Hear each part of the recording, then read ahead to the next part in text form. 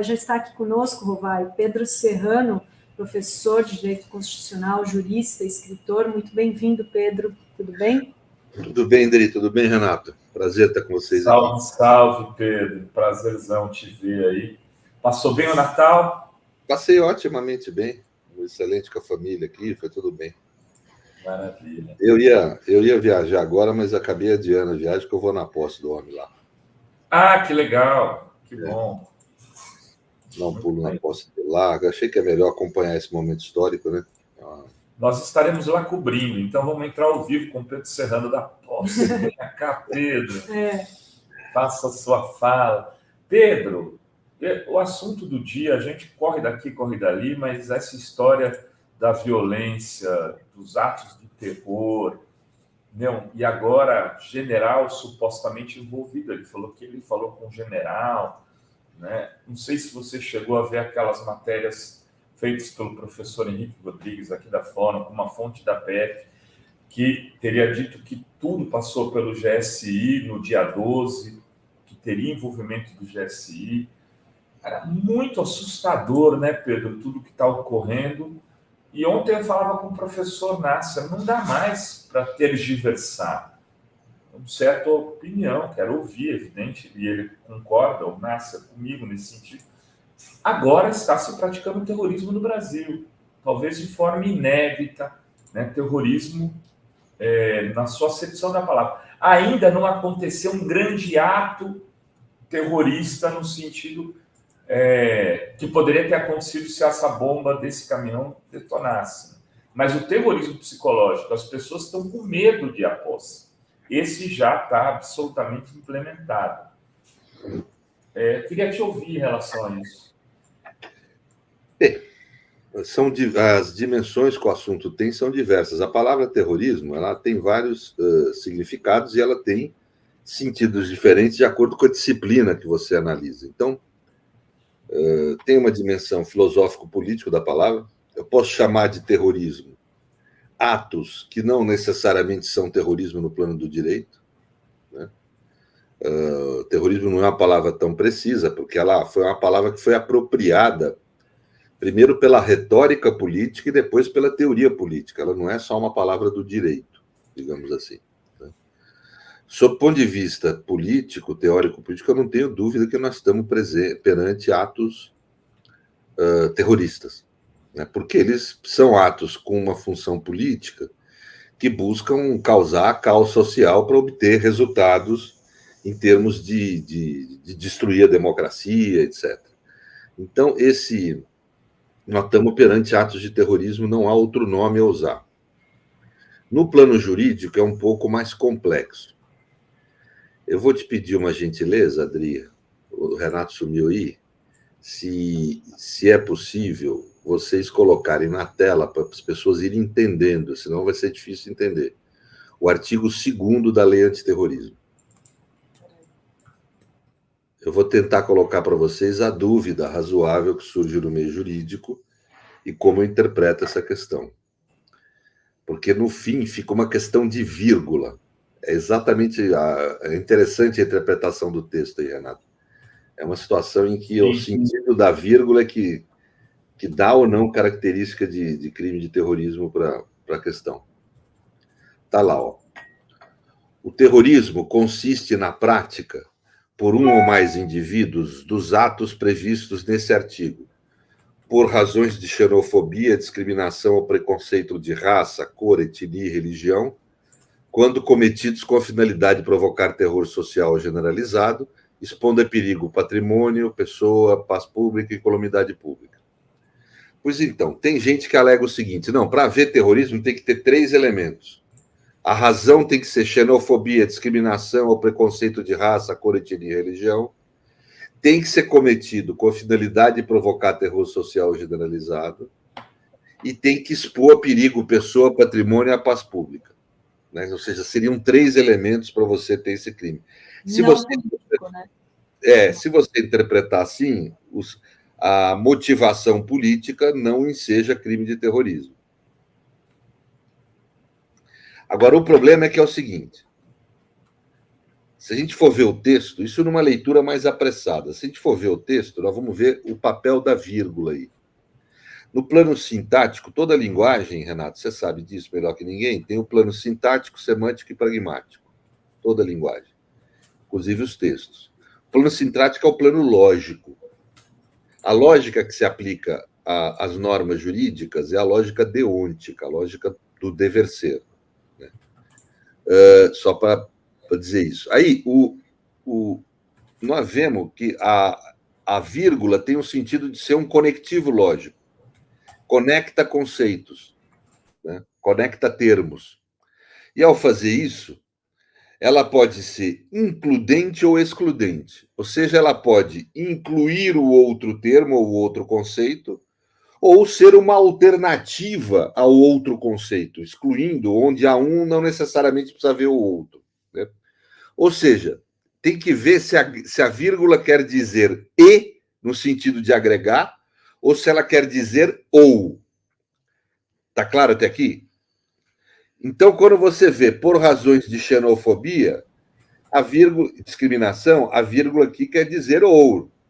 Xenofobia ou discriminação ou preconceito de raça, cor, etnia e religião. Se você não admite isso, a conclusão você chega que tem que ser uma razão que misture xenofobia, discriminação, preconceito de raça, cor, etnia e religião. É algo quase impossível. Né? Agora, se essa vírgula ela quer dizer ou, existe uma regra lógica e idempotência do conjuntor, que quando você tem o conectivo com um sentido na proposição, ele permanece com o mesmo sentido, se repete. Então, se o sentido da vírgula até aqui é ou, por que ela quer dizer e quando diz quando cometidos com a finalidade de provocar terror social generalizado? Eu acho que aí, obviamente, ela tem que significar ou também. Ou seja, ou é por razões de xenofobia, etc., ou é com a finalidade de provocar terror social generalizado. Né? Que, obviamente, tem aí uma razão política implícita. Sim. Mas então, eu acho que é absolutamente possível, por conta dessa interpretação sintática, lógica, do sentido da vírgula aí, você determinar que esses crimes cometidos agora são também crimes de terrorismo. Ou seja, no plano jurídico há terrorismo também. Além disso, esses delitos caracterizam crimes contra o Estatuto do Desarmamento, é por isso que está sendo investigado por autoridades estaduais, que é um crime estadual, e crimes federais também, aliás, mais intensos até a punição do que a do terrorismo, quando se acumula, que são vários crimes contra a lei de defesa da democracia, além de outros tipos de crimes que tenham aí. Então, nós temos crimes federais e crimes estaduais de qualquer modo, havendo ou não, aceitando-se ou não a conduta como enquadrada nesse artigo 2º da Lei Antiterrorismo. Né? Aceitando-se ou não isso. É óbvio que eu faço isso com muita cautela, eu sempre tive muita cautela em usar a expressão terrorismo, não gosto. Porque, em geral, a palavra terrorismo é muito mais usada por mal do que por bem. Ela é sempre muito mais usada para perseguir pessoas, para gerar exceção, do que propriamente para punir crimes verdadeiramente de terrorismo, né? Ou para evitar a prática de terrorismo. Né? Na Europa, por exemplo, você teve lá as leis antiterrorismo. A Europa tinha realmente o problema de ações terroristas lá dos islâmicos, todo mundo viu isso, né? Do pessoal mais radical do islâmico. Né? E por outro lado, mas acabou criando um segundo problema tão grande quanto o primeiro, que foi o tal do combate ao terrorismo. Acabou pegando um monte de inocente, gente que não tem nada a ver. Né? Então, o terrorismo... Mandela foi preso 25 anos por terrorismo. Então, sim, assim, tem que tomar muito cuidado. Eu também concordo. Tem muita cautela. Mas, nesse caso, é aquela situação assim que o núcleo duro de sentido da expressão está atingido. Quer dizer, é aquela situação que não causa dúvida. Se botar uma bomba no aeroporto com fim político para causar caos social e gerar estado de sítio não for terrorismo, o que é terrorismo? E com o objetivo de convocação das Forças Armadas para interditar o Estado democrático. Isso, é isso. É isso. E está no parágrafo 1 aqui, ó, usar ou ameaçar, transportar, guardar, portar consigo explosivos, né, para capaz de causar danos ou promover destruição em massa. Não tenha dúvida. O Pedro, mesmo, vamos imaginar que se tivesse um processo revolucionário, né, e que algum grupo de extrema esquerda usasse isso, colocasse uma bomba no avião. Isso é o quê? Isso é terrorismo. Ou no aeroporto. Não, veja. Qual o nome que se dá para isso? É claro, e veja, é um instrumento de ação política extremista e violenta que se utiliza. Né?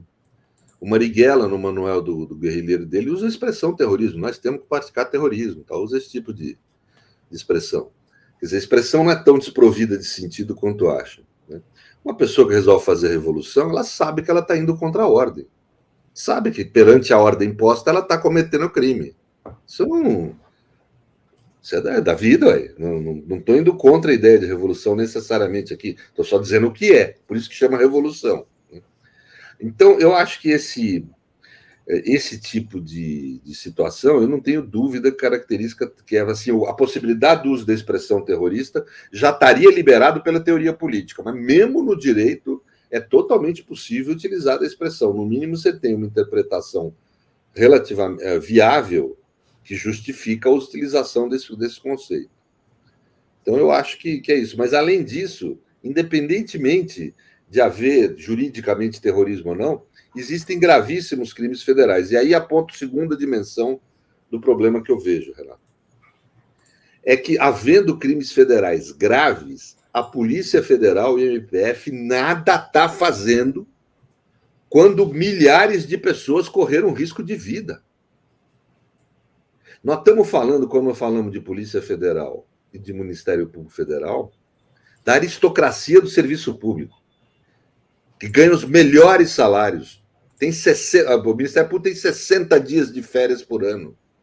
60 dias, o que nenhum outro trabalhador tem no país. Essa aristocracia, essa gente ultra bem remunerada, não está fazendo nada quando crimes federais gravíssimos foram cometidos. Essa gente que na Lava Jato vivia oriçada, a lei é para todos. Quais todos? É questão de perguntar. É evidente que há uma ação absolutamente comprometida dessas instituições com essa prática terrorista de extrema-direita. Não digo inteiramente da instituição, mas uma parte da instituição que tem poder o suficiente para mantê-la inativa ou leniente, lenta nas reações, né? Estão absolutamente comprometidas com isso. E ontem o ministro Flávio Dino, futuro ministro, declarou que existe envolvimento de agentes federais e que precisa ser investigado isso. Então, o que eu estou falando aqui é sério mesmo. Eu já achava isso antes, porque eu estava vendo que tinha uma inação da Polícia Federal injustificável. Né? Tinha uma leniência, uma lentidão na reação. Você acredita que só ontem, ou antes de ontem, foi aberto inquérito para aquilo que rolou no começo do mês lá? Quer dizer, ou seja, é uma lentidão, ou então uma inação. Quando é lento é porque o cara quer escapar de falarem que ele prevaricou, mas ele não quer agir. Então ele age lentamente. Não prevariquei, não, aqui, ó, abri inquérito. Agora é engraçado, porque, Pedro, a Fórum deu a matéria com uma fonte da Polícia Federal, né? A gente publicou aqui, a fonte deu detalhes do como foi feita a operação, do qual participaram pessoas ligadas ao GSI, segundo essa fonte nossa. Não teve repercussão nenhuma na mídia tradicional, comercial. Por quê? Por uma questão uma questão que é gravíssima. E ninguém se deu o trabalho de sequer tentar construir outras fontes para poder verificar isso. É uma coisa que me assusta, inclusive. Porque, evidente, a gente tem uma limitação. A gente encontrou uma fonte. A pessoa não vai abrir sua identidade, é evidente. É uma pessoa de média idade dentro não é de hierarquia alta, não vai arriscar sua trajetória de 20 anos pela frente.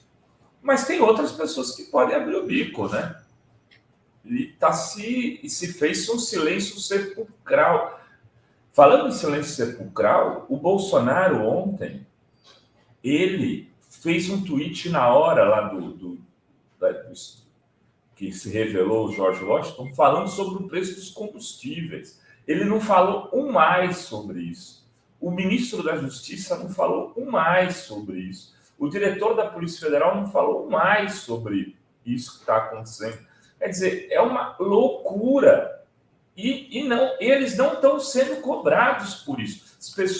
A pauta na mídia comercial tradicional é se a Tebet vai ser ministra do Planejamento ou não. Isso é uma coisa que quem vai resolver é o Lula ali com a Tebet. Tem importância? Tem, mas nenhuma importância do tamanho que um ato desse, o significado que poderia ter para a nossa democracia se aquela bomba tivesse explodido. E se aquele dia 12 não tivesse sido interrompido, porque o interesse deles era atuar em escalada, Pedro. Eles queriam continuar. Não, e é um problema que nós temos, né? Quer dizer, grave. Nós estamos tendo terrorismo de extrema-direita no Brasil, ponto. Né? É evidente que o crime de terrorismo é que nem o de golpe de Estado. Ele só tem sentido de ser capturado antes dele ser feito, porque depois que ser feito, a desgraça está montada. Né? Não é o fato dele não ter se realizado que a gente não tenha conduta. Inclusive, a gente viu pela lei. Basta portar, vamos dizer, o artefato com a finalidade de causar o ato que já caracteriza o ilícito. Então, mas não é nem por isso, é porque realmente eu acho que a mídia está desatenta no plano estrutural, social, político. Não há nada mais grave nesse momento e mais relevante do que esse tema dessas práticas terroristas, das ilegalidades que estão havendo. Eu acho que há uma leniência, novamente, das estruturas de investigação do Estado, e há uma leniência de parte da mídia também, que leva isso aí muito numa tranquilidade. É meio numa lógica do seguinte: PT e bolsonarismo são iguais, estão competindo, e esse negócio do bolsonarismo ele é radical mesmo, mas o PT é também, que não é verdade. O PT é a esquerda mais moderada da América Latina, né? Uma das mais moderadas do mundo. Leiam o programa do Partido Trabalhista em inglês. A mídia... É que também nós temos muito jornalista ignorante hoje, Zé. As redações não podem mais pagar pessoas qualificadas, então nós estamos caindo muito nível também do jornalismo. Se eles tivessem o mínimo de capacidade intelectiva e estudassem o assunto, iam ver que você está tratando de uma das esquerdas mais moderadas do mundo. Né? Então, eu creio realmente que há essa questão falsa, da falsa equivalência entre a extrema-direita e o centro-esquerda, né? E isso gera todo esse tipo de distorção, inclusive distorção comunicativa. Nós estamos tendo a prática de ato terrorista no Brasil e não se fala nada. Veja, militantes de esquerda, por portar uma garrafa de pinho-sol, foi preso por terrorismo. E a mídia fez um barulho do diabo na época. Nós estamos falando agora de terrorismo verdadeiro. Iam explodir uma bomba no aeroporto, matar centenas de pessoas, ou dezenas, ou algumas pessoas, mas gente ia morrer, gente ia sair ferida, e a democracia estaria sendo atacada na sua alma. Né? Ou seja, e essa quietude em relação a esse tema, a falta de crítica à Polícia Federal, ao Ministério Público pela sua inação, quer dizer, novamente aqui a mídia está falhando gravemente com a nossa democracia. Pedro, esse terrorista que está preso, George Washington, ele disse que ele foi totalmente influenciado pelo Bolsonaro, principalmente pela frase dele de que um povo escravizado, um povo armado não seria escravizado. O Bolsonaro, ele não pode ser responsabilizado por isso, por incentivar esse terrorismo? Precisa investigar. No plano político, eu não tenho dúvida do que você está falando, porque houve uma política pública, o Bolsonaro veiculou isso, até postei no meu Twitter, uma matéria da Isto É, da época, ele veiculou que ele estava liberando essas armas aí, esses CACs, etc. e tal, para o povo poder se armar, para poder defender, entre aspas, a democracia. Ou seja, ele estava armando os seus militantes para fim político.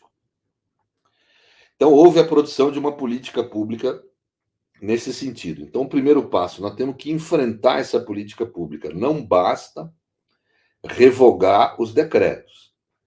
Esses CACs foram concedidos de forma fraudulenta. Nenhum atirador esportivo, nenhum caçador usa R15 para suas práticas. Você não vai caçar pombo com R15. Né? Não existe isso.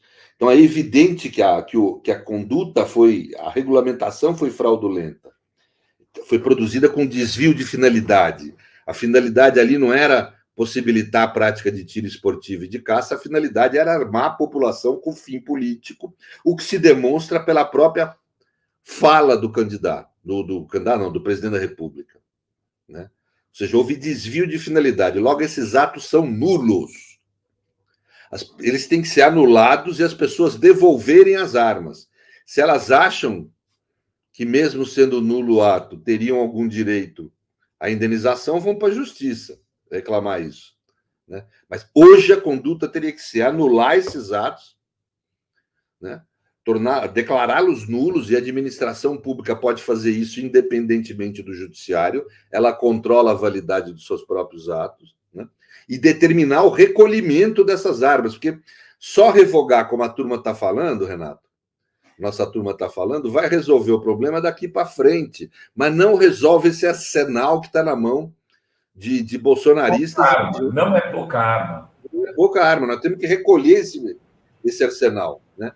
O primeiro passo é tornar nulo e tornar, vamos dizer, crime a posse dessas armas. Quem não devolver num determinado prazo vai estar cometendo crime. Depois é acionar a polícia para ir capturando as pessoas que estiverem portando ilegalmente fuzis, etc. Mas o que eu queria destacar é isso, quer dizer, essa é a primeira medida em que a fala do Bolsonaro repercute. Ela repercute para demonstrar que houve um desvio de finalidade nessa liberação excessiva da possibilidade de compra de armas pelos CACs. E o governo precisaria agir em relação a isso. E, infelizmente, inclusive no governo provisório, eu só ouvi falar pela mídia até agora de revogação das portarias. É óbvio que tem que ser revogado, mas tinha que ser feita essa outra medida que eu estou falando aqui. E a segunda questão que eu acho relevante é você levantar a hipótese de Bolsonaro estar criminalmente envolvido nessas condutas. Isso precisa investigar, não dá para falar. É irresponsável você dizer que Bolsonaro está envolvido nessa tentativa de atentado. Precisa investigar. Se encontrar isso pelo caminho, sim, aí é uma outra condição. Hoje não dá para afirmar isso, porque não há dados aí, não há materialidade nesse tipo de conduta. Né? Agora, existe a suspeita grave que existam agentes públicos envolvidos nessas questões. Né? Aí precisa investigar, se descobrir isso, e aí você vai subindo. Você pode ter uma chance de, na investigação, ir subindo e identificando responsáveis. Mas hoje, do jeito que está hoje a situação, não dá para afirmar que criminalmente ele tenha qualquer envolvimento com isso. Mas dá para afirmar que houve uma política pública que implicou em fraude e desvio de finalidade na concessão desses CACs. Agora, o que a gente estava falando, como que um leigo coloca um detonador numa bomba, como que transporta 160 mil em armamento, Não, o sujeito aparentemente não tem recursos para isso. Pois é, alguém vai saber.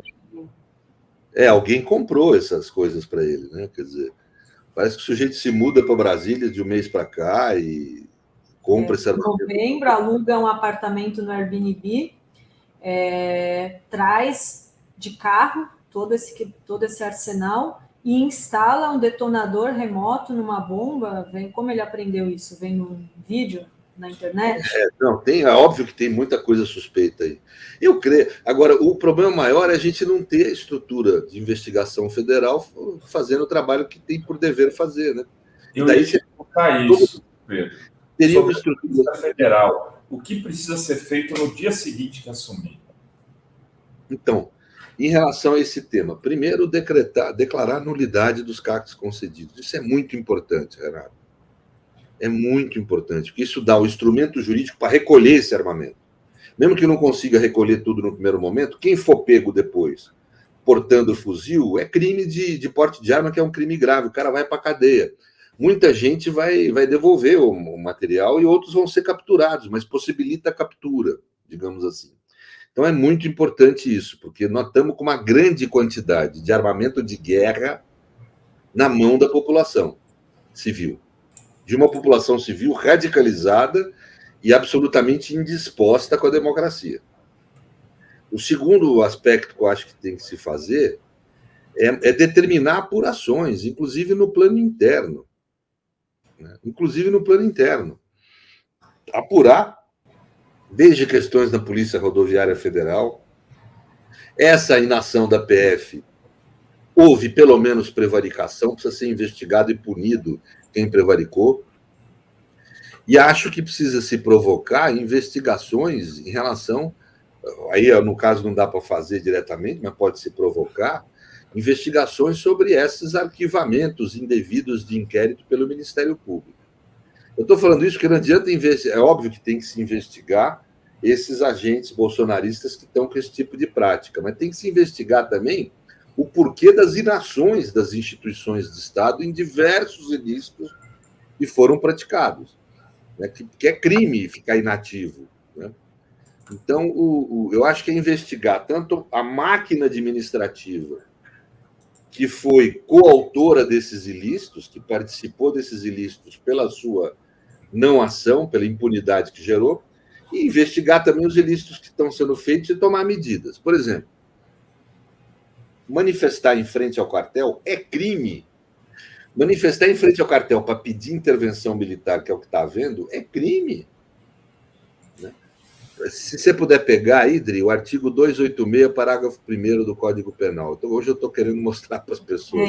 Qual é que é? Artigo qual? 286? As pessoas verem por que é crime. Eu não estou falando que é crime de uma forma irresponsável ou sem fundamentação no que eu estou falando.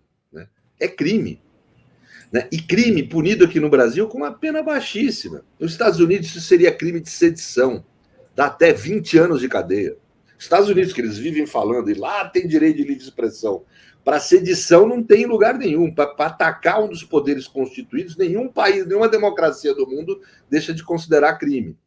Então vamos lá. Incitar publicamente a prática de crime. Detenção de 3 meses. Incorre na mesma. Parágrafo único. Incorre na mesma pena quem incita publicamente animosidade entre as Forças Armadas ou delas contra os poderes constitucionais, as instituições civis ou a sociedade. Quer dizer, está claro, está explícito na lei que esse tipo de manifestação é criminosa, porque está incitando as Forças Armadas a ir contra um dos poderes constitucionais, a tomar, inclusive, medida de força. Então, isso é crime. Isso não é só que precisa dispersar as manifestações. Os líderes, as pessoas que têm lá, têm que ser investigadas, processadas com todo o direito ao devido processo legal e depois punidas. Mesmo que a pena seja pequena, isso mancha a ficha da pessoa. É importante haver esse tipo de reação do Estado. Né? Não pode ser essa tradição brasileira de ter uma lei para inglês ver, né? A lei de defesa da democracia ser uma lei para inglês ver. Não pode ser assim, tem que ser uma lei para valer. Não é isso que eles propunham na Lava Jato? Tem que cumprir a lei é para todos. Pois é, agora é hora de cumprir. Então, acho que esse tipo de medida tem que ser adotada, porque não se trata de vingança, não se trata de ação política ideológica, trata-se de legalidade. Cumprir a lei. Isso o novo governo tem que dar determinações expressas para a Polícia Federal e tem que fazer pressão no Ministério Público para que eles atuem. Né? Então, eu acho que não é uma questão de vingança, insisto eu, não é disputa política, é legalidade.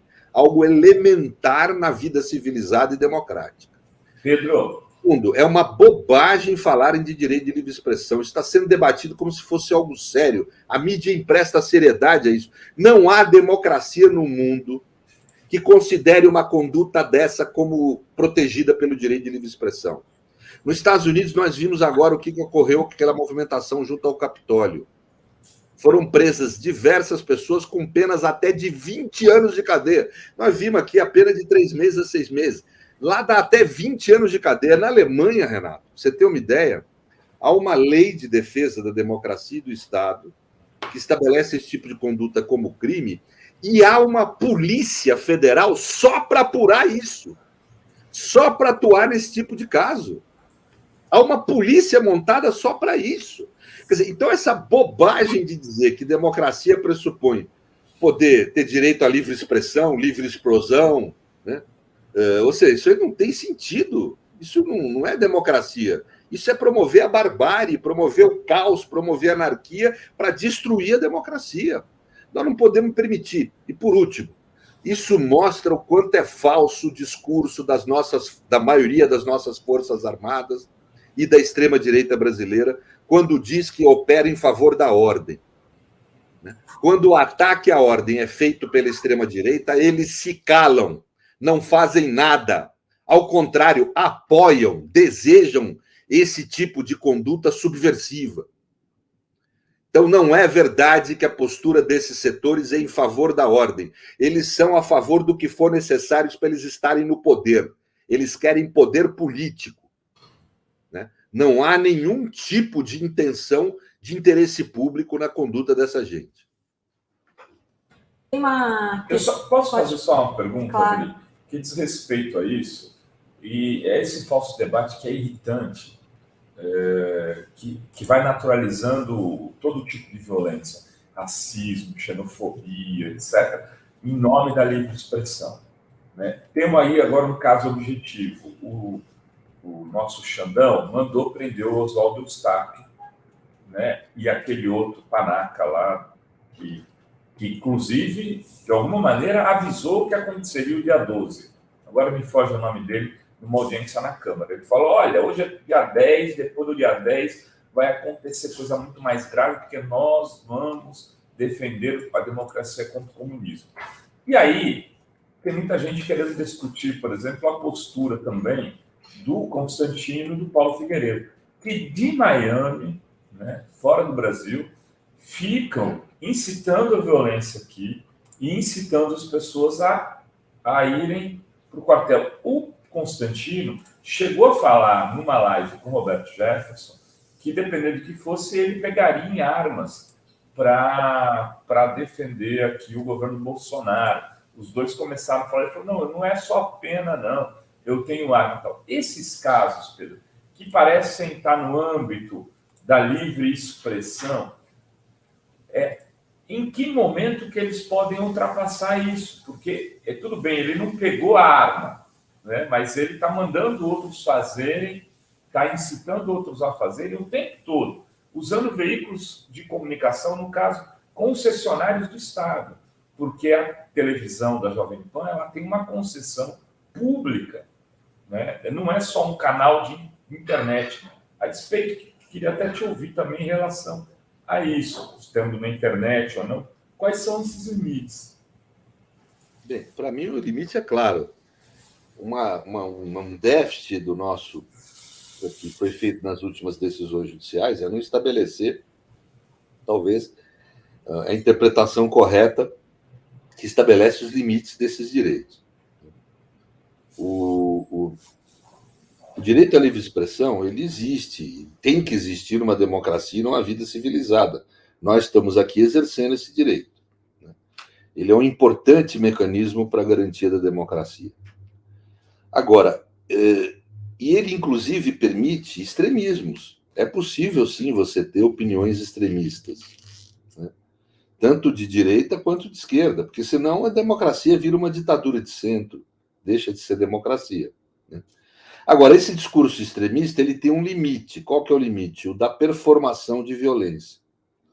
Não se pode nem instigar a prática de violência, nem, muito menos, praticá-la, né? Então, por exemplo, se um cara de extrema-direita, eu vi lá eu tenho feito uma pesquisa e tenho visto alguns documentários e programas daquele Brasil Paralelo. Vi lá gente falando de performação de violência no futuro, precisamos transformar a sociedade, aí tudo bem. Aí é um discurso mais teórico, mais assim, desprovido de sentido prático e concreto. O que não pode haver é, por exemplo, isso. Você chegar agora no momento concreto, geográfico, historicamente extremamente localizado, né, e ia apelar para as pessoas, vamos chamar as Forças Armadas a intervir contra essa eleição fraudulenta. Aí não. Aí você começa a sair do limite do permitido no direito à livre expressão e ingressar na performação de violência. Né? Da mesma coisa que se fosse com a extrema esquerda, Renato. Né? Começasse, por exemplo, a falar, não, vamos praticar a revolução hoje, vamos nos armar, vamos fazer reuniões, vai ter um ato revolucionário dia 12, vamos todos nos organizar. Aí ele aponta para algo concreto. E isso, a mera instigação à prática desse ato concreto é crime. Por que é crime? Por que não se espera realizar o ato concreto para daí criminalizar? Porque uma vez realizado um golpe de Estado, por exemplo, você não tem mais como corrigir. Uma vez realizado um levante, uma revolta, uma sedição, você já não tem mais como corrigir. São tipos de crime que você só consegue ter eficácia no controle se você o fizer na preparação, né? Nos atos preparatórios, nos atos... Então, por isso é que isso é em toda a democracia do mundo. Ah, mas como é que eles estão falando em Miami, então, e não estão sendo punidos lá por crime? Porque, veja, quando eles fazem crimes entre aspas, de sedição, ou seja, crimes que vão contra a democracia e os poderes constituídos, aqui no Brasil, o crime não é crime nos Estados Unidos. É crime nos Estados Unidos a sedição lá, ou seja, eles estimularem essa prática contra os poderes constituídos dos Estados Unidos. Né? Porque os Estados Unidos obviamente, é um Estado que defende a si próprio, defende seu próprio Estado. Né? Então, então é um mecanismo que eles estão usando safadinho para poder praticar crime. Né? Não sei, não conheço essas pessoas que você está falando, mas se for essa... Você está livre de um fardo, então. Maravilhoso. Então não, mas assim, se há um discurso dessas pessoas estimulando a prática de violência aqui no Brasil contra poderes constituídos, isso é crime. Está aqui, eu acabei de apontar aqui. Parágrafo único do artigo. Pelo menos aí. Tem outros crimes também. Pode haver crime de tentativa de golpe de Estado. Tem que haver qualquer discurso. Mas, de qualquer forma, pelo menos esse crime do parágrafo 1º do 286 do Código Penal, que foi introduzido, esse parágrafo 1º pela Lei de Defesa da Democracia, pelo menos esse ilícito há. Agora, por que ele não é preso nos Estados Unidos? Porque o crime não é cometido contra o Estado americano, é contra o Estado brasileiro. Eles estão usando esse... Mas isso não impede que essa conduta seja apurada, punida. É possível, seguindo... vamos dizer, o devido processo legal, no futuro haver alerta vermelho contra essas pessoas, ou seja, elas poderem ser presas lá nos Estados Unidos e deportadas para cá. Incentivando prática de terror, né? Claro, entendeu? Então, eu acho que é isso que nós temos que... Os Estados Unidos, para defender seu Estado, não teve dúvida, não. Houve aquelas manifestações do Capitólio, eles tocaram todo mundo na grade até 20 anos de cadeia. O Estado brasileiro tem que ter o mesmo comportamento. Defesa da democracia. A Alemanha acabou, por conta dessa legislação que eu falei aqui, e dessa polícia constituída só para fiscalizar extremismos, né, e eventualmente punir performações de violência, ela acabou de prender diversas pessoas que estavam fazendo reuniões com finalidades que eles imputaram como terroristas. Inclusive, um dos caras presos é um empresário que tinha relação com o bolsonarismo aqui no Brasil. Né? Então, nós temos que ter essa clareza. Há no mundo hoje ações articuladas de extrema-direita que visam subverter e destruir as democracias com o uso de violência. E nós precisamos ter uma atitude rígida. O novo governo tem que ser rígido no controle desse tipo de conduta. O Paulo Nogueira Batista Júnior, vou pedir para ele subir junto contigo. Ô, Paulo, tudo bem? Tudo bem? Oi, Pedro. Tudo bom? Olá, Renato. Tudo bem, Paulo? Tudo bem, Paulo? Prazer te ver. E aí, a Adri vai ler os superchats para você, aí a gente já dá uma rodada, se o Paulo também quiser entrar na conversa, que esse debate não é um debate nacional, não é um debate só de um campo, é um debate da democracia brasileira, e me parece que é o grande debate dos nossos dias. Eu tô sinceramente, muito, muito preocupado com esse acontecimento do Brasil. Porque eu acho que ele coloca um novo momento nas ações, né, de um campo da política brasileira. Que a extrema-direita, ser caricata como ela era, ok. A gente teve sempre extrema-direitas caricatas aqui, desde a democratização. Violenta e terrorista é um outro capítulo. Mas, enfim, Dri vai ler aqui. Deixa eu ver, tem várias mensagens aqui.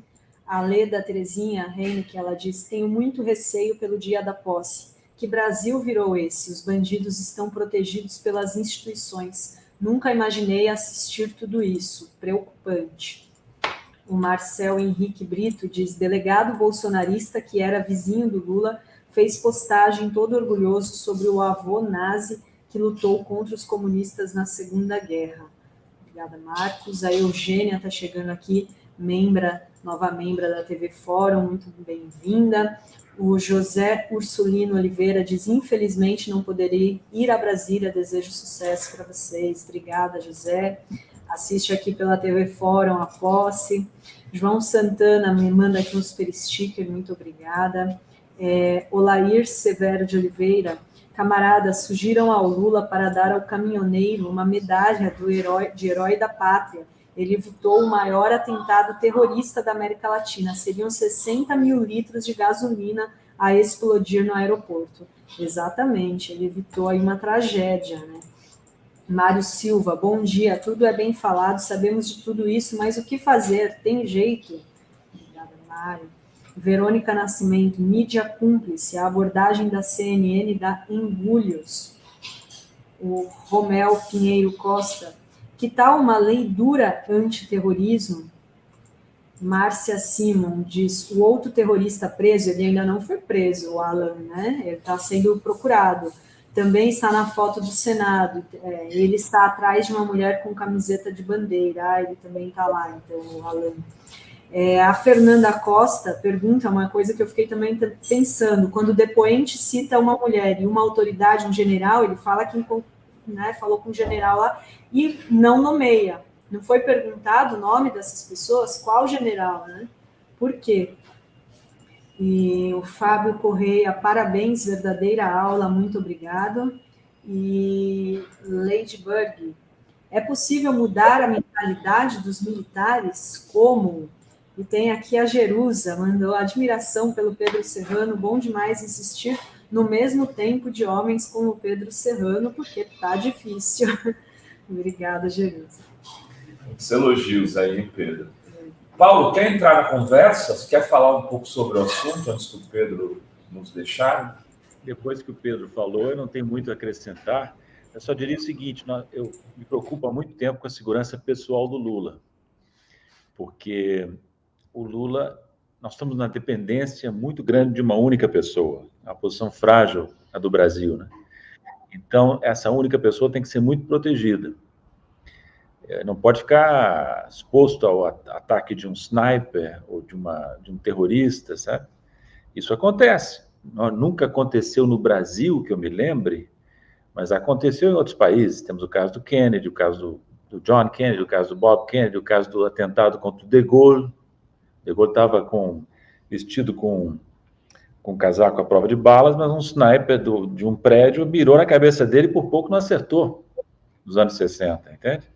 Então, há precedentes disso e tem que tomar o maior cuidado. Nós precisamos de um presidente da República e não de um mártir.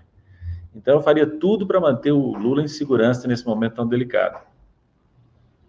A gente defendeu, inclusive, que a posse seja um ato só simbólico, que não tenha... Agora tem outros falando de Papa móvel, né? O Lula móvel, que fosse com blindado. Né? Eu acho essa hipótese razoável, dado o momento. Né? Não sei. E aí queria até para o Pedro, antes de nos deixar aqui, falasse um pouco sobre isso também, sobre a segurança do Lula, dialogasse com os nossos 6.430 que estão assistindo nesse exato momento. Eu vou dar aqui, ó, o YouTube, ó, me puxou a orelha. Vocês têm uma baita audiência e ninguém curte o canal de vocês têm que curtir e se inscrever. Segundo o YouTube, o nosso canal era para ter 1 milhão de inscritos. E a gente está com 360 mil. Então, tem muita gente que não se inscreve e muita gente que não curte. Eu até entendo, as pessoas são daquelas lá, estão aqui tendo uma aula e é muito legal e a gente acha muito bom. Mas só dá uma curtidinha, não paga nada, se inscreve, não paga nada. Não precisa nem pagar, é só fazer isso. Pedro Serrano, meu amigo.